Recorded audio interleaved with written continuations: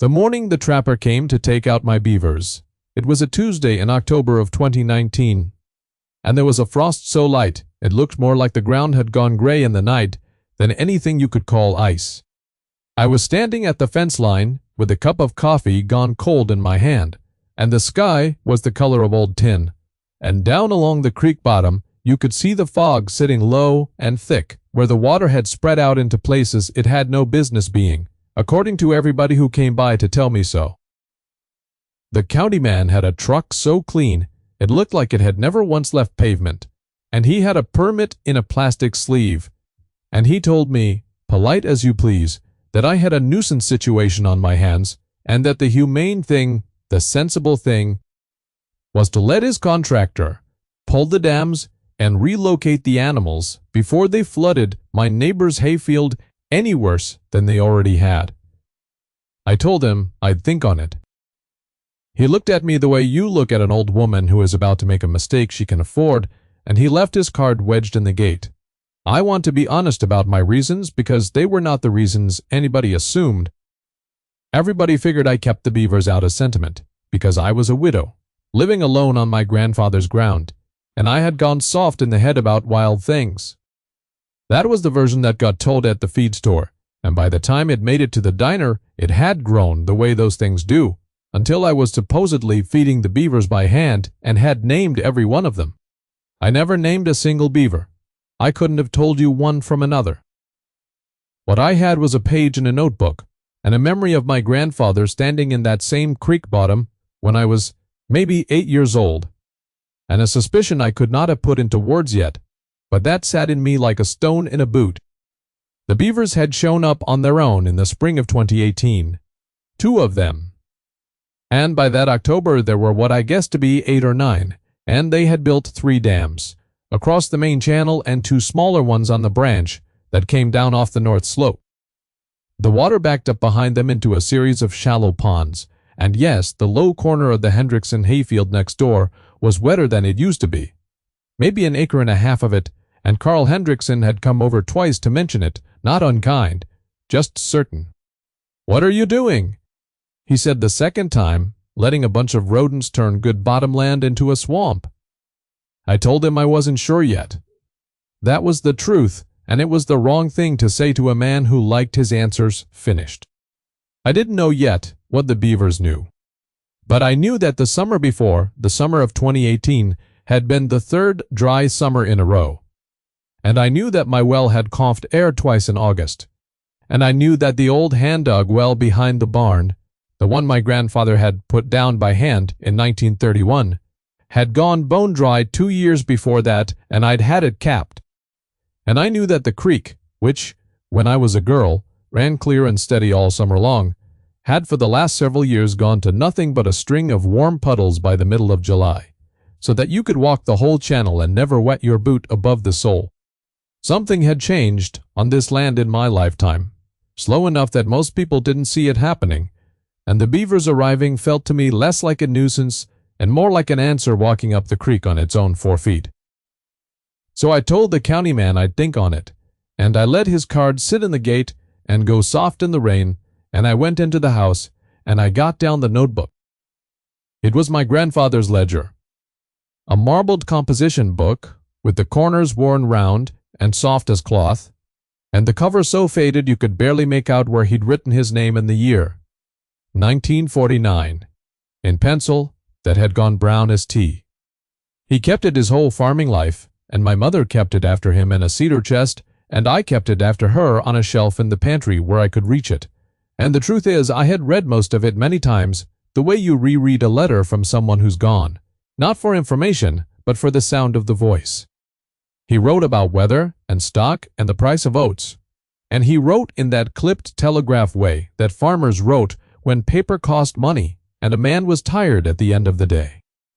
But there was a page toward the back, dated the summer of 1952, that I had passed over 100 times without understanding it, and that Tuesday night I sat under the single bulb over the kitchen table and I read it slow. He had written, "Creek down again, 3rd summer, wells low," and then a few lines about hauling water for the stock. And then, set off on its own.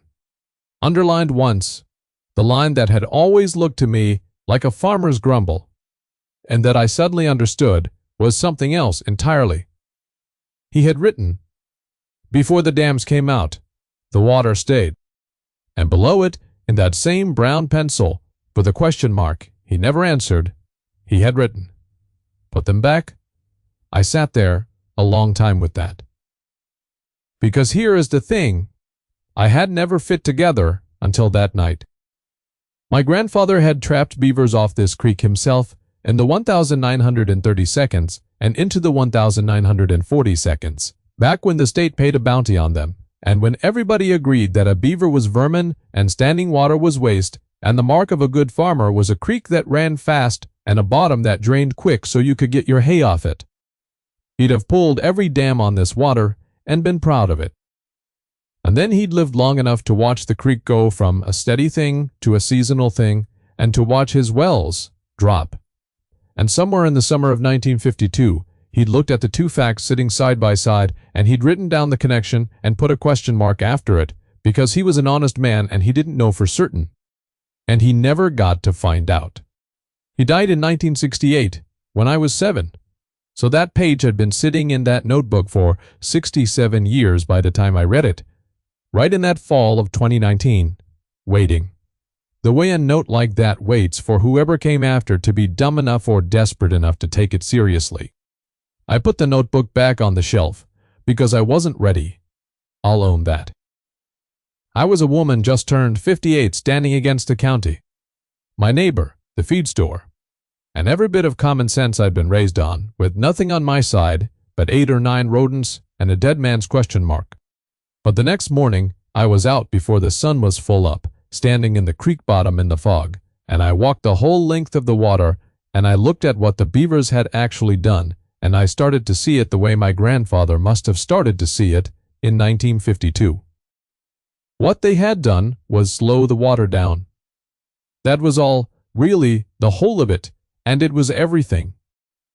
Before the beavers, the creek in a rain would come up fast and brown and mean, tear down the channel in a day, take the topsoil with it, and be gone by the following week. And then the ground would go right back to dry. The water fell out of the sky and off my land as quick as it could, because that's what we'd trained the whole landscape to do for 100 years. Straighten the ditches, clear the brush, drain the low spots, hurry the water off. And the water had obliged us. It hurried off. And it took the wet season with it and left us the dry one. What the beavers had built was a set of speed bumps. Behind each of those 5 dams, the water spread out wide and shallow and slow, and instead of racing off my ground in a day, it now sat, and while it sat, it did the thing water does. When you give it time, it went down. It soaked into the bottom, down through the gravel and the sand. My grandfather's well had been dug into, down into the ground where it belonged. I didn't have the words for it yet, that first morning. I got the words later.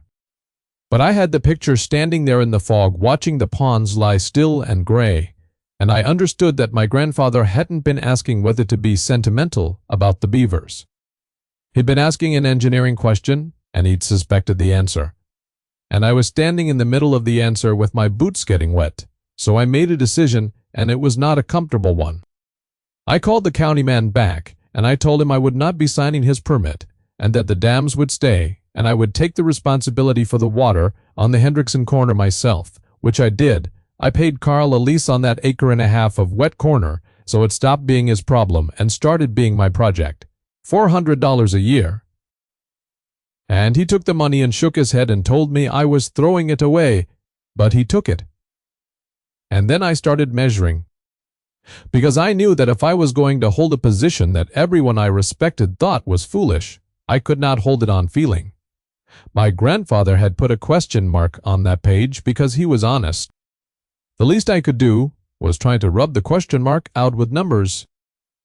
So that November, I hired a fellow to come put down 2 monitoring wells, cheap ones, just cased holes with a tape you drop down to read the water level, one up near the barn by the old capped well and one down closer to the creek. And I started a page of my own in the back of a fresh notebook and every Sunday morning after that for 3 years. I dropped that tape down both wells, and I wrote down what I found. In November of 2019, the water in the well by the barn stood at 31 feet down. I wrote it down. I didn't know yet if it would mean anything.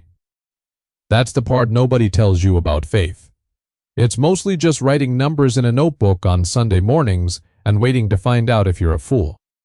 The first year, the water didn't do much, and that was the hardest stretch, because a year is a long time to be laughed at over something that isn't visibly working. Through the winter and into the spring of 2020, the well by the barn came up a little, but it always came up a little in the spring, so that told me nothing.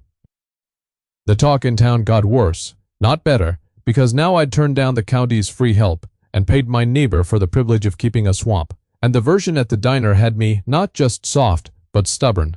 A bad combination in an old woman, they figure. Carl was decent about it, I'll give him that. He'd stop his truck at the fence sometimes and look down at the ponds and say something like, "Well, the ducks like it anyway," and I'd say they surely did, and we'd leave it there. The beavers, meanwhile, went on being beavers. They kept the dams tight, patched them after every hard rain without being asked, added a sixth one on the branch in the summer of 2020 that spread a new pond across a low flat that had been dry hardpan my whole life, and within a season that flat had greened up with sedge and rush and things. The wildlife came back thick, herons and wood ducks, and once a pair of sandhill cranes that stayed the better part of a week, and frogs so loud on a May night you had to raise your voice on the porch. And the water table, slow as cold molasses, began to climb.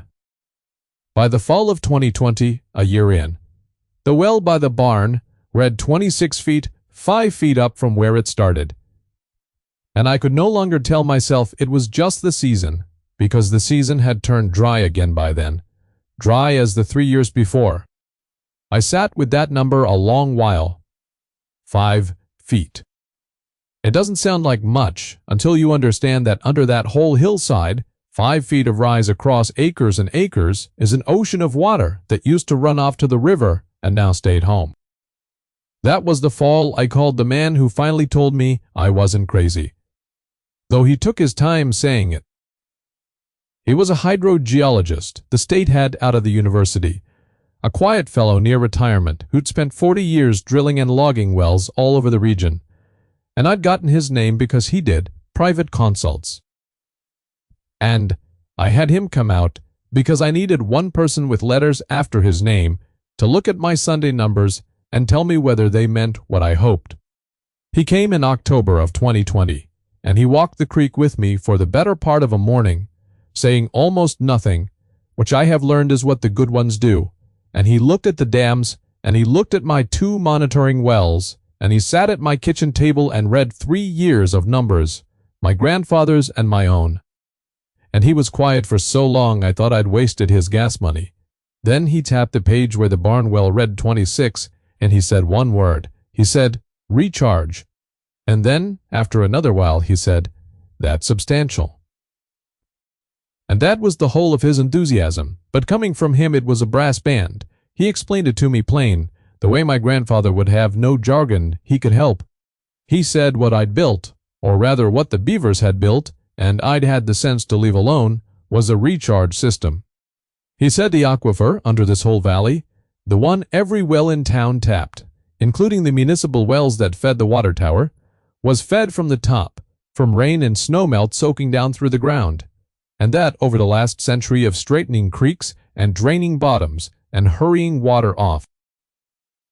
The whole region had been quietly starving its own aquifer, pulling more water out through wells every year than was soaking back in, so the water table had been dropping a foot or so a year for decades.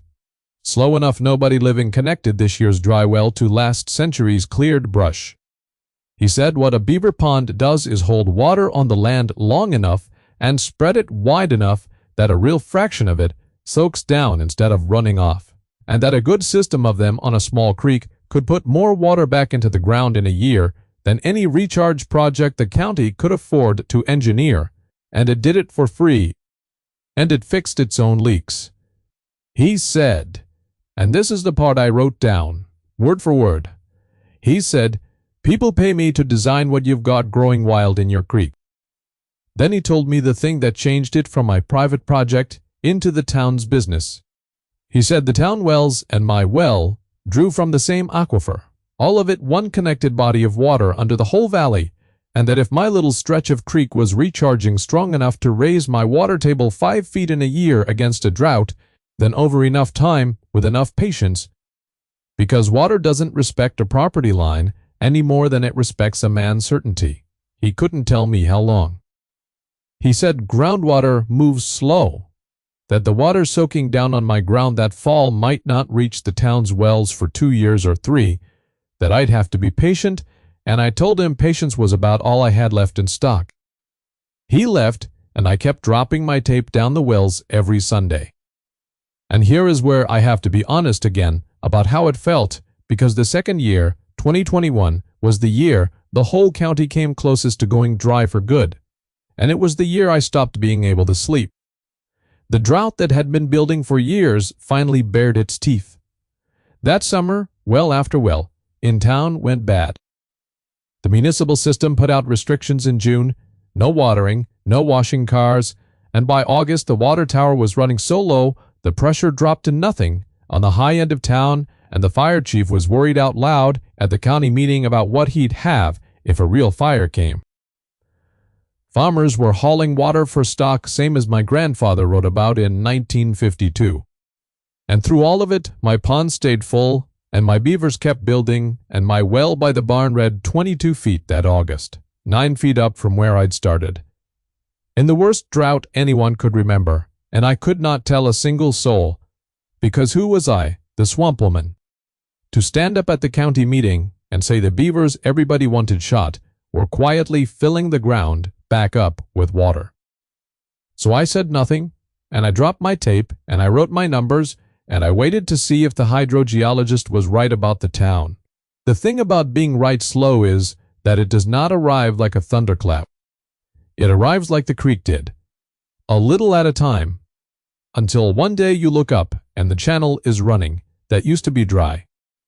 In the spring of 2022, near 3 years after that frosty Tuesday, the town's monitoring numbers, which the Water District published every quarter in the back of the county paper where nobody read them but me, ticked up for the first time in 11 years. Just a little, half a foot across the district. I clipped it, and I put it in the notebook next to my grandfather's page. And then that summer, another dry one, the strangest thing happened, which is that the town wells held. The restrictions came in June like always, but they came lighter. And by August, the water tower stayed up, and the pressure held at the high end of town. And the old-timers said it was luck. A little more rain maybe, though it hadn't rained any more than the year before. I'd kept the gauge. Well, the wells held.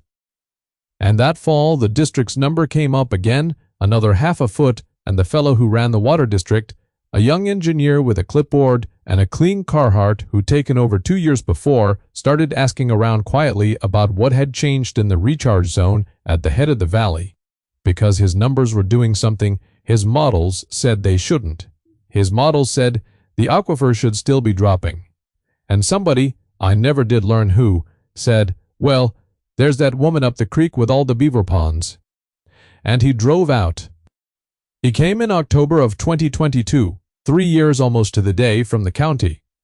Man with a clean truck, and he stood at my fence and looked down at the 6 dams and the string of ponds lying still and full in the middle of the driest fall in memory, and he had that same clipboard, and I braced myself for another lecture. But he didn't lecture. He asked if he could see my numbers, and I sat him at the same kitchen table under the same bulb, and I showed him my grandfather's page from 1952, before the dams came out. The water stayed, and I showed him my 3 years of Sunday readings. The barn well come up from 31 feet to 1912 feet of water, put back into the ground across the worst drought in a lifetime. And that young engineer, who had every credential I lacked, was quiet the same way the old hydrogeologist had been quiet.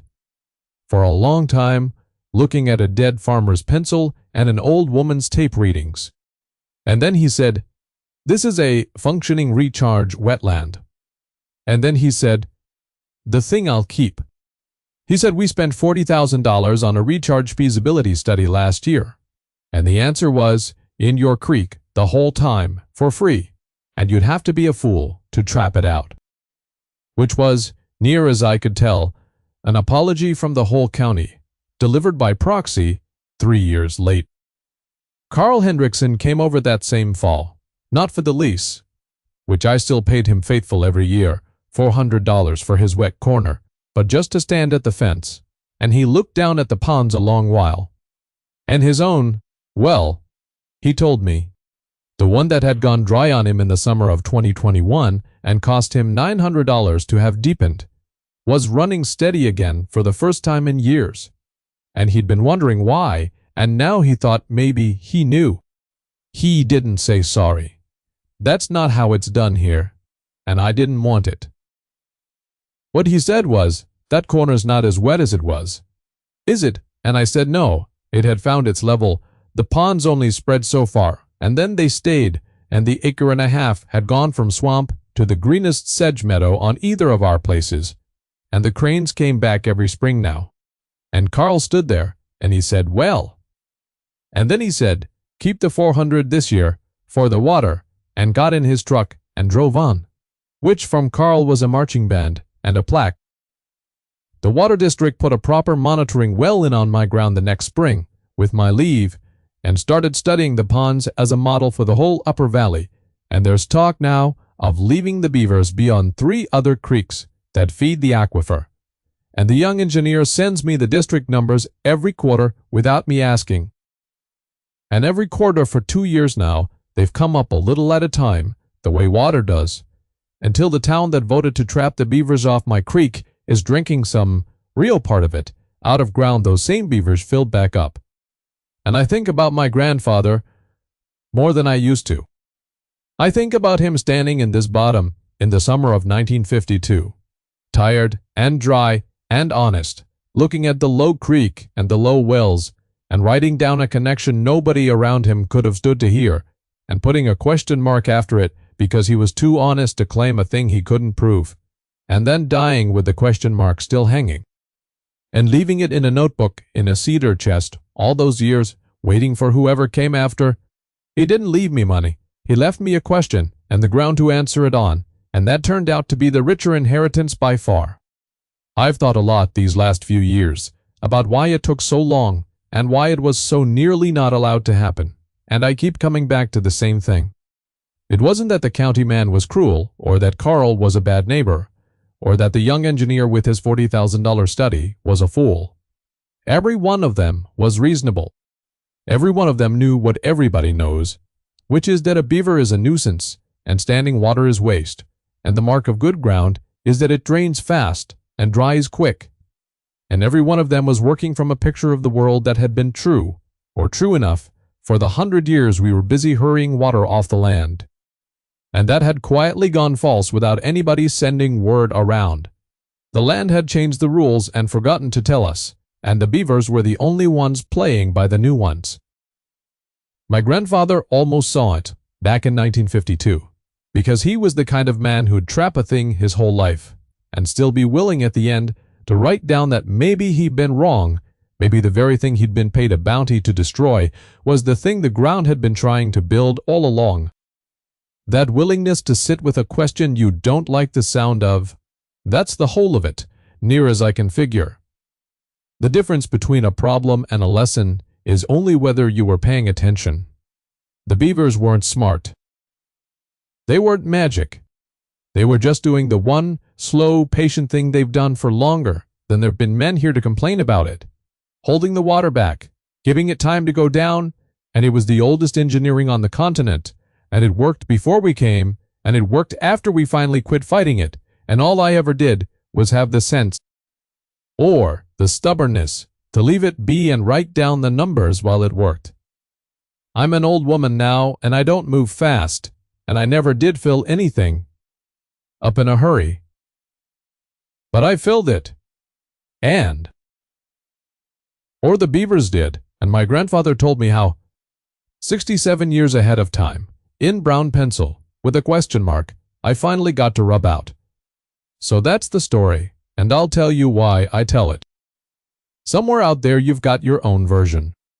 Some old tool everybody says to throw out, some patch of ground everybody says is played out, some slow, out-of-fashion, ridiculed thing that you suspect, quietly, against all the certain people around you might just be right. If you've got that, and I think most of us do, I'd like to hear about it down in the comments. The thing you kept when everybody said to let it go.